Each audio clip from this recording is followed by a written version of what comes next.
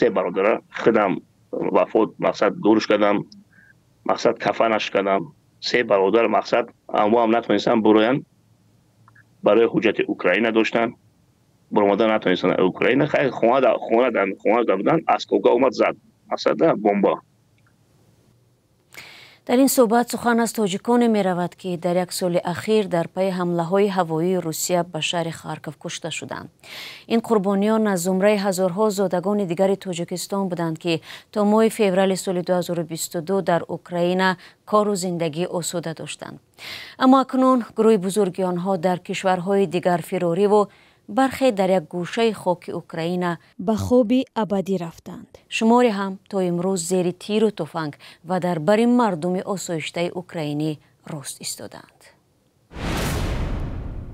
سلام دوستان عزیز. قهرمان نوبتی روزگار مهاجر محمد رحیم خالفی 40 ساله تاجیک مقیم اوکراین است. 2.5 سال می شود که حیات آسایشته و بی بانگ خطر را فراموش کرده است. مقصد این شب 8 راکت پاوزن برای که نسلی آدمای بیگناه بیگم обычный آدمای یگم نه واینی نه یگم چه همه обычный آدمان. همیشه مقصد چند نفر وفات کرد. مقصد همین شب چند راکت اومد. اینا هاز بود تیرواگو میشه بودن. خیلی زندگی. خودتان همون نفرایی که هلاک شدند همسایه‌تان بودند، شما اون را میشناختید؟ ما کنیش نمیشناختیم. مقصد هست بود یاردم دادیم، بروردیم. مقصد از خانه من 1 کیلومتر نیست 2 تا راکت آمد زد. یک مسفیدی 76 ساله، یک زنک 40 ساله و 4 تا کودک. همونجا مردشون بروردیم ای خانه. همین شبی 22/09/2024 ساعتی 2:15 با время اوکراین. مقصد اومد همخیز زد راکت. مقصد اونجا همه یک آدم بیگناه یگم مقصد یگم گناه هم ندارم یگم چی نیست. обычный простой آدم ها. من خودم 3 تا اسکوکا خوردگی هستم در اینجا اسکوکا خوردگی. مقصد وقتی همون کامپیوتر رو بروردیم که همونجا زد.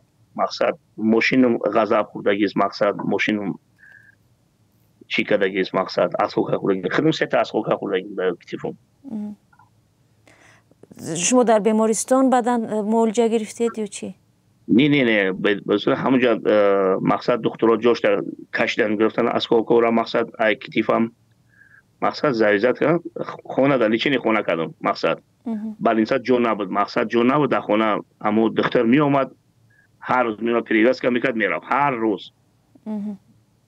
من وقتی که گفتید تجارت از دست دادید، حالا از کدام حساب شما کمک میکنید زندگیتون پیش میبرید؟ خیلی حساب چیز داشتیم. مقصد ذخیرهایی که داشتیم. مقصد همین ذخیرها الحمدلله خوریسه میسوگه. خیلی چی تجارت میگم بهترین تجارت داشتیم، بهترین کار داشتیم، بهترین مقصد زندگی خوب داشتیم. فکر میکنید این ذخیره باز با چند مدت دیگر میتواند برسد؟ خیلی پکه میرسن انشالله. پکه حد داریم. خیلی خیلی ممکن با یکم تجارت کنیم. ممکن ببریم با یکم که ببینیم که یکم تنجی و امانیش یکم تجارت کنیم در. من خبرهای روسیه رو هم پیگیری میکنید؟ وضع مهاجران در روسیه میبینید؟ نه یکم انسان ما خطی گپ نمیزنه. یکم انسان مدام مقصد نیست که گپ نمیزنه. یکم نه هست اینفهم گپ میزنن. یکم کس گپ نمیزنه. مقصد خیلی میترسن بیچاره‌ام گپ زنن با اوکراین میترسن. مقصد قهرمان ما از نصف زیادی عمر خود را در اوکراین سپری کرده است. میگوید همگی 12 سال داشت که نزد برادرانش به اوکراین آمد. همینجا مکتب میانه و آموزشگاه را ختم کرده و به خدمت حربی رفته است. سپس تجارت خود را براه ماند. ما مقصد اومدیم مقصد ای تاجیکستان پیش برادرها تجارت داشتن میخوندن. مقصد یونیورسیته میخوندن. ما هم اومدیم گفتیم بخونیم. مقصد یکم آبادی کنیم وطن در اینجا. مقصد که موندیم همین سال 1996 اومدیم تجارت کار میکردیم. مقصد کارامون برادرها بسیار بودن، تاجیکا بسیار بودن. خیلی هم مرا مقصد یکسان کردن تجارت های ما را. مقصد مقصد خانه برادرها رو همه را خراب کردن. توجیکو از سال 91 اومده که همینجا در شهر اوکراین مقصد چندین خانه ها راشون مقصد نیست، خونه ندارن، هیچ ندارن، نه تجارتشون نیست نه یگان خونهشون. همچون خدمم چند تا مغازین تانک چند تا تجارت داشتم، یگان چی نموند. مقصد خیلی موندیم دیگه، نمیجا موندیم دیگه، نمیشه نه اصلا نبرویم نه ایسا نمیمونم ببرویم ایستودیم در اینجا چکریم دیگه. اینا برآمدن برای چی نمیمونن شما؟ یعنی حجت اوکراینی دارید؟ ما برای برآمد نمیتونیم برآمدن، ما گراجدان اوکراین هستیم. مقصد ما ممکن نیست برآمدن از اوکراین. شهر خارکوف که در نزدیکی‌های مرز اوکراین با روسیه قرار دارد، از طرف ولادیمیر پوتین همچون منطقه بوفری در بین دو کشور ارزیابی می شود. از این رو شهر و ولایت خارکوف زیر حمله های دویمی نیروهای تجاوزگر روس قرار دارد. موشک پرتاب شده از روسیه همگی در چند ثانیه به شهر خارکوف می رسد. بنابراین حمایت از آن خیلی دشوار است. مصاحب من گفت تا اومدن به اوکراین در خردسالی شاهد جنگ شهروندی در تاجیکستان شده بود. عذاب و گرسنگی و غریبی آن زمان از خاطرش زدوده نگردیده، داغ جنگ در اوکراین زخمهایش را بیشتر کرد. زیرا عزیزترین شخص مادرش را از او گرفت، زندگیش را به هم زد و تجارتش را از بین برد. بازار ما 120 هکتار بود. 120 هکتار. مقصد همه باشتی ممکن یا 30% مون دیگه همش یکسان کردن. یگان آبادیش نمون. در کدام بازار فعالیت میکردید؟ چند مغازه داشتید در مجموع؟ ما 4 مغازه داشتیم. 4 مغازه. میگم که از سال 96 تا حال ما را یگان انسان، نه میلیساش، نه لاگش، نه یگان انسان ما را نگفته که ایجا بخید ایجا بشید. الحمدلله قانون اجرا میکردیم، نلاگش پلاتید میکردیم. تجارت ما بهترین تجارت بود. الحمدلله یگان چیز جدا صدا میکردیم، بهترین کار میکردیم، بهترین خورد و خوراک بود. با وطن یاردم میدادیم. چی سودا میکردید؟ برادرها یاردم میدادیم، خواهرها رو اپامون مقصد خیش توران از دست با ملت یاردم میدادیم. الحمدلله به حد میگم که بهترین شهر اوکراین، بهترین انسانای خوب است برن. مهمان دوستان اوکراینسا به حد مهمان دوستان. همین چیه تاجیکای خودمون هم خیلی مهمان دوستان. شما در کدوم بازار سودا میکردید و چی بود کاری شما؟ بازار اوکراین گورد خارکوف میگن، براباشا میگن. این بهترین در اروپا یکم بازار است. کلانترین بازار در اروپا. مقصد همین بازار کلان است. 120 هکتار است. مقصد مدام یک کار میکنه در شهر خارکوف میگن. این بازار در شهر خارکوف است. اوکراین در شهر خارکوف. وقتی که جنگ شروع شد خانواده در تاجیکستان خواطر نبودند؟ در تاجیکستان خواطر بود. یک پدرم وفات کرده بود، مادرم همه جنگو از دنیا گذشت. بهترین مادرم برای از دنیا بهترین. این تجارت یا مش میشه که مادر یافتن قین است. مقصد مادر ای پشتی ما همین کاراشید خدا رحمتش کنم از دنیا گذشت. یک چیکار بگم، یک خلاشکر مقصد یک همسایه هم میگه که اوکراین همش مقصد جزیراش برو وردن چیکار در مقصد مادر ما همینجا اینفاکت فلوشات کرد خدا رحمت و مغفرتش کنم. ای پشتی فردان مقصد اینه یک خیلی مادر است. مادر یعنی این جنگ عزیزترین شخص شما هم گرفت؟ بله شخص اگر تجارت همون گرفتن. مقصد نی تو که مولا میشوگن مادرمون گرفتن تجارت ما برادرایی که در شهر اوکراین بودن تاجیکا یگام تشنمون برادر چند قد تاجیکا بودن در اوکراین، در شهر خارکوف، دنیپر، کیف، پولتاوا، بهترین دست لیوو همه تاجیکا بودن. همه رفتن. همه خطی رفت اومد داشتیم. سلام علیک بودیم. رحمت به دیاسپور پاسپورت تاجیکستان حضور رحمت. برادرها دستگیری میکردن، برادرها را برو وردن، بهترین خدمت کردن. دیاسپور مقصد پاسپورت تاجیکستان به حد خدمت خوب کردن. خدا نگهبانشون باشه. به حد خدمت کردن. پاسپورت تاجیکستان به حد خدمت کرد. برادرها نیست یک مقصد ما خدمت از یک خدمت تاقه مقصد مانده است. در شهر اوکراین در خارکوف مقصد موندیم. دیگه همه برادرها بهترین هر روزی بزرگ یک جا میشتیم، معرکه اوش مقصد صحبت برادری و یک دیگر رفتن مهمانداری و خیلی مقصد هیچ کس نمونده است. مقصد دیگه شهرها می اومدن تاجیکو مقصد پاسپورت تاجیکستان مقصد ارگانیزواد میکرد، یک مدت دو مدت یک بار بچه‌ها را فایرود میکرد، دعوت میکرد، میشنیم صحبت میکردن. بهترین انسان ها هستن پاسپورت تاجیکستان مقصد خدمت خوب کردن. ببینید برادر، مادر غمگسار که با شنیدن خبر جنگ درگذشت از احوالی مثلا از خواطری احوالی شما، اون نفری بود که شاید عزیزترین شخصی که زنگ میزد و احوال پرسی میکرد.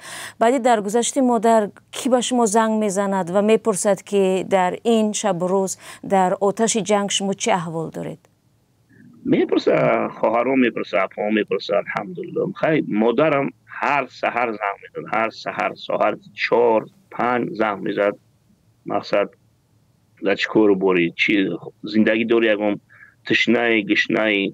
خیلی مادر است مقصد به حد پریشان میکرد مقصد برای فرزندش. خیلی سبب اللهی همین جنگ مادر به حد ضرر کردن است. نه تو که مادر بهترین ضرر است یکی با کلی مسلمانو در اوکراین، کلی توجیکو، این توجیکو که در شهر اوکراین همه زلال دگی، همه پراکندون مقصد خونه را پافتگی، مغازینو پارت افتگی. مقصد خیلی دیگه گرفتن رفتن، جان شیرینی کرد برومدن رفتن.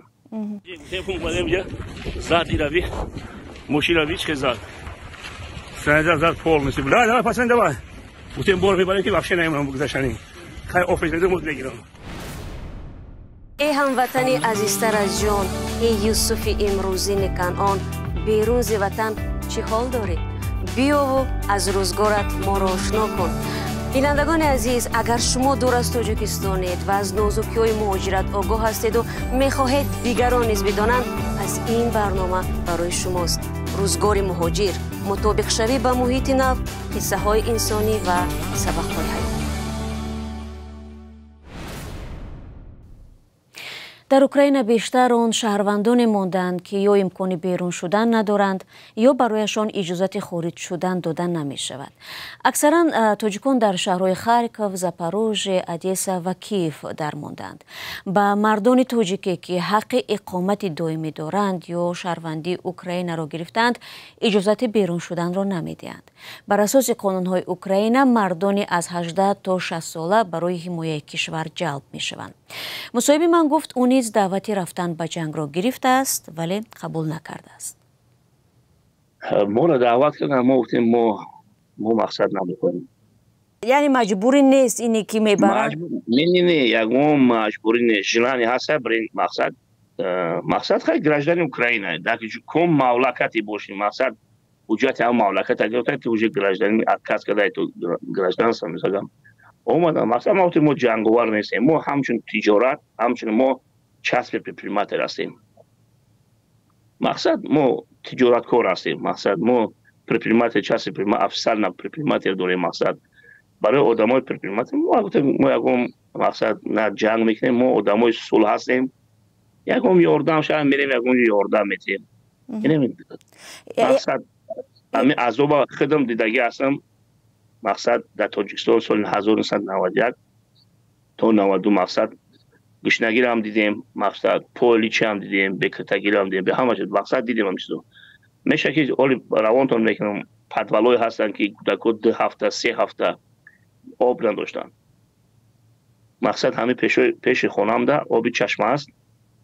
همینجا با چند ما هم میسوگم ماشین چند میبرم. مقصد ماشین بنزین پرابلم جنگ است نیست، تکنیکا یکم چیز. مقصد چنین ضرورت من از طرف تاجیکو یاردم دیم. خیلی ما هم از سال 1996 در اوکراین ما تا حالا یک انسان یک اوکراینیس نگفته که تو سرسفیدی، تو سرسیاهی، تو نماز میخونی چیکار میکنی. حالی مرا یکم انسان یکم کلمه گفته نیست. همین خاصول در اوکراین زندگی کردیم. چقدر تاجیکان هستند با شما در اونجا؟ توجیکو به حد بسیار بودن، به حد یکم کس نمونده، همه رفت. کسی مقصد فرزنددار بود، افسر نه برآمدن رفتن، کسی یعنی هیچ نمونه. توجیک به حد بسیار بود در شهر اوکراین، به حد که دوره سایوز هست، دوره سایوز مقصد نو یک برادر روی کردیم، مقصد پنسیونر خونه و درش زدیان تا حالا 18 کسانی که خوب میشه و مقصد هیچ کس نبود، رفتیم کمکش کردیم روی کردیم طرف گرمانیا. مقصد برادر ای سالی 76 سال همخیل اومدگی در اوکراین اومده، وراج خوندگی همینجا ایستادگی. یعنی اینو همچون پناهجو با کشورهای اروپایی فرار کردن یا که به تاجیکستان برگشتن؟ گفتن میریم مقصد بشه تاجیکستان بریم، یک نشه مقصد 18 کسانی که خوب شود که مقصد بگردن بیان. مقصد ای سال 91 سال ای چند سال مقصد عمر همینجا گذشت میشه. من 12 ساله بچه اومدگی اوکراین اینا مقصد آموخته شدگیم، داشتیم رفتیم. الحمدلله تاجیکستان وطن است، دوستش میداریم، مقصد بهترین جا است. خیلی آموخته شدیم همینجا، تجارت کار مقصد کار میکردیم. الحمدلله یکم کمبودی نبود. همین قصول در اوکراین هستیم، ولی مقصد یا مسلمان یکم انسان یکم کلمه گپ بودگی نیست. من لیش نمخدم دیگه نیستم که همین ناسیونالیسم باشه. بهترین انسان که همین هم احترام میکنن، هم حرمت میکنن، همچون مسلمان. یکم من ندیدم که خلق اوکراین یک مسلمان آزاد بوده. او عربی توجیکی بنگلادشی چیزی هستی، یکم انسان مقصد ما همه قصاری که در اوکراین زندگی کنیم یکم انسان یکم کلمه گفتگی نیستن، یکم کلمه گفت. قهرمان ما در واقع هم از روز اولین ناآرامی ها در اوکراین در فکر یاری دادن به مردم خارکوف بود. با وجود دشواری ها او کمک به اهالی آسایش‌دار را مهم می‌داند. او با افسوس میگوید سه توجیک دیگری که در رسانیدن کارهای خیر و تقسیم آش رایگان او را همراهی می‌کردند دیگر زنده نیستند. مقصد چیکار بگم؟ مقصد بهترین انسان ها بودن، بهترین انسان ها رحمت مغفرتشون کنند، به حد انسان های خوب. خیلی کنشن جال کرد میسوگه بیگم چی مقصد. بچه های یاش بودن، یک تاش 72 بود، یک تاش 72، یک تاش 23 ساله بود، یک تاش 38 ساله. الله والله هم خیلی سال بودن. مقصد بچه های یاش همش در اسکوکا مقصد بود. نه یکون جنگ کردن، نه یکون فران کردن. ما ویدیو فرام کردم شما در همون مردک هم بچه ها هم در همینجا یاردن دادگی در پدوال آو می بردن، یاردن می دادن. اینه میخواه خونه در خواب بودن، مقصد در خونه شون خواب بودن. ساعت 4 سحر راکت اومد، مقصد حلاکشون کردن. شما از جمله نفرانی هستید که با وجود دشواری ها همه روزه به مردم خارکوف آش میپزید. چگونه شد که به فکر کمک افتادید؟ مقصد رفتیم یا پدوال رفتیم، دیدیم فقط کودک‌ها، زنک‌های پنسیونر یکم پیش دروغونه هم 2 هفته چند آب کانالیزاسیا خوردگن. کانالیزاسیا که همین از طبق آب امرا میگن فیلترات میکنن میخورن جنگ. بعد همین اومدیم گفتیم بیا خیلی یاردم بدیم. خیلی بعد 3 برادری که وفات کردن او میبردیم، بعد برادرها بود یکم کمک میکردن، بعد آشون میپختیم، شورباشون میپختیم که مقصد ای طرف تاجیکا هم یک خدمت شوه.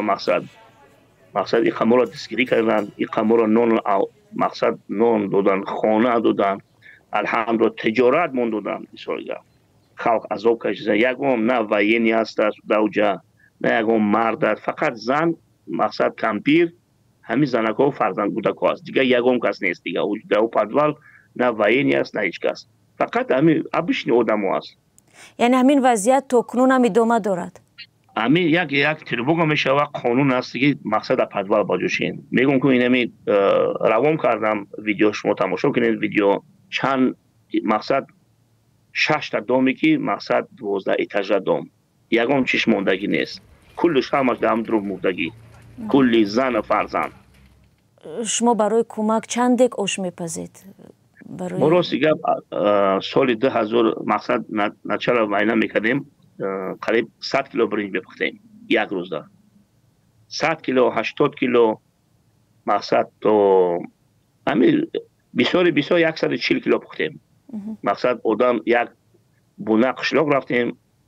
مقصد به حد کمپیر زن بسیار برآمده نمیتونن، برای تکنیک پرابلم است، برآمده نمیتونستن از اوکراین برآمده. مقصد میبردیم 140 کیلو، بعد دوستا میکردیم 50-60 کیلو مقصد بعد هم تقسیم میکردیم. مقصد ما تا حاضرت همه خدمت میکنیم. همه خلق ابوچنی خلق یگم وایینی نیست، ابوچنی هم پرستای آدمو. حاضر در پشت سر شما ما بیرق تاجیکستان پرچم تاجیکستان رو میبینیم و با نوشتجات اوکراینی. میتونید برای ما شرح بدید که این چه امضاها است؟ این امضایی که آدمایی که زنکا هست، بچه‌ها هستن، مستفیدا هستن، نایستگی. مقصد اینا همش نایستگی رحمت برای تاجیکو. مقصد همین چیزا نایستگی اینا بالا ده هم مقصد یک برادر نایستگی اینا با زبان عربی نایست، اینا با زبان عربی بینیم با شرطی. اینا با بانوی تاجیکو نایستگی است. نام تاجیکو رو نایستگی است. یک برادر نایست اوکراین اینمی برای تاجیکو نایستگی است. یعنی شما این پرچم رو با خود میگردونید؟ این پرچه تاجیکستان در خم است. هر میگذارم کس مقصد بلادر نی تاجیکو در مقصد بانوی تاجیکو همش نایستگی بانوی تاجیکو شیرو نایستگی هم بانوی تاجیکو. آشپز کی شدید؟ وقتی جنگ یا که پیشتر از این هم میپختید؟ نه راستی گپ آشپز برای همچون برای همون فرزندایی که همچون مورم فرزند ما است. مقصد زن کمپیر مادر ما است. همین مادر ما همین خیلی باشم میشوگم ده پدوال. من نه آشپز بدم نه یکون کار میکردم. همین با تلفن مادرم خطی گپ میزدم. مادرم نشان میده که میگه که این خط چیز پارتو همش خطی چیز مادرم هر روز مادرم پراموی فیلم میکردم. مادرم خطی میگه که سبزی را پارتو روغن را پارتو گوشت همین خیلی ما مقصد تو حاضر یاردم میتونم. به نقل مصاحبه ما طول 12 ساله در اوکراین او را نزدیکان و دوستان احاطه میکردند. او میگوید هیچ پیش بینی نمیکرد که روزی در بین آتش جنگ در میماند، وگرنه به مثل برادرانش عصایش را به روشنایی میزد. مقصد بود برادران ما الحمدلله 6 دختر هستیم، 6 پسر هستیم. برادران رفتن تاجیکستان. یکم همین جنگی که 2014 شد برادران تجارت داشتن، گفتن ما میریم تاجیکستان. مقصد همه فروختن خانه و درشون فروختن رفتن تاجیکستان. مقصد تاجیکستان رفتن. مقصد و رفتن خیلی بیابین خیلی مقصد بیسکوک باید کار کنیم باید چی میشه هم خیلی موندیم خیلی برادران رفتن. برادران خوندن. مقصد اونیورسیت بود که خداوشکر تجارتشون بهترین تجارت بود در اینجا کار میکردن. مقصد بهترین زندگی داشتن. اهل بایشون بود، فرزنداشون هم اینجا بود. مقصد اوزی همگی در تاجیکستان هستن؟ همش در تاجیکستان. برادرها خواهرها همه در تاجیکستان. همش در تاجیکستان. شما حالا خودتون تنها زندگی میکنید؟ من خودم تنها برای جنگ هست منطقه هستم. پشیمون نشدید که نرفتید همراه برادراتون؟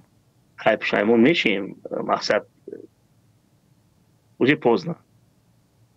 مقصد دیر چیزی کارشی تمام گذشت برام. مقصد گذشت رفت تمام. میشکی میرفتیم وطن آرام میستیم. مقصد گوش نکردیم خیلی یوشی کردیم. مقصد کمتر گوش نکردیم کلانتر را خیلی چی گپ نه. خیلی زندگی نصیب داده همین. خب آینده خودتون چگونه میبینید در اوکراین؟ خیلی آینده میگم که خداوند خیلی اینجا آینده به حد ویرون کسانو که به حد همین عصبنو میزنن بالینسو رو میزنن. این بالینسو نه وایینی هست نه یکم چی هست.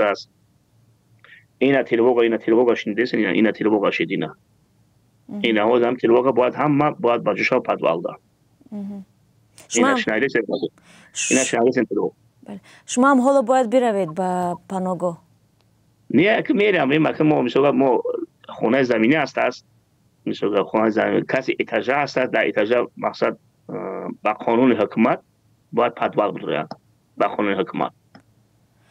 وقتی بانک خطر می شود در این حالت برق و علاقه و این چیزا خاموش می شوند یا دارد دویم؟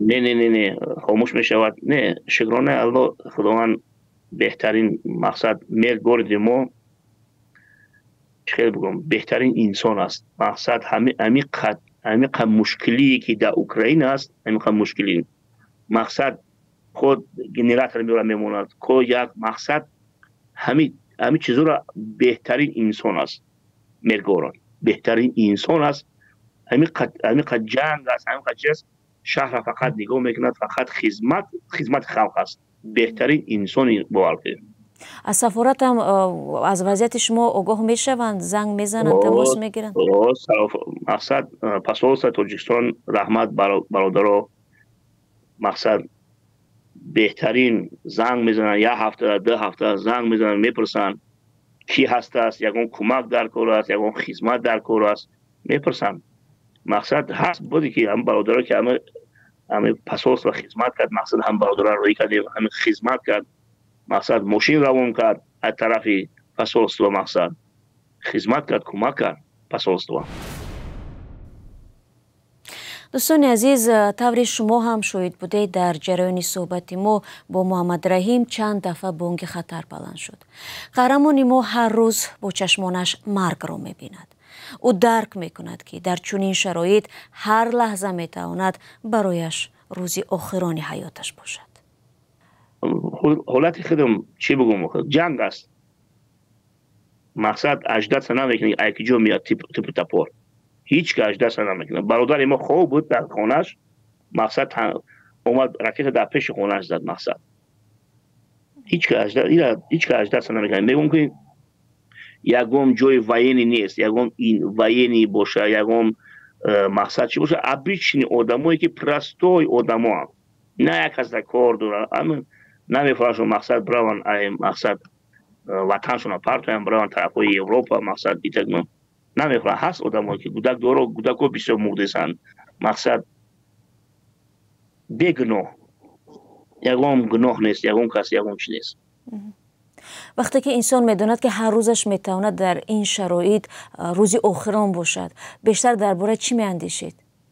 کاری که من مقصد میگم ما خودم اجدا سنا کنم که مقصد ما از کوکا میخریم ما پروست یک کمپیوتر یاردم کنیم کمک کنیم که مقصد روان کنیم برام همچون اینومی توجیکو مقصد یاردم ماشین یاردم میدم که از ما راکت اومد هم پیش همو خونه هم کمپیوتر زد مقصد مو یگم اجدا سنا میکنه اگه جو میام تیرواقع میشم همه در خطر رو که اگه جو میپرم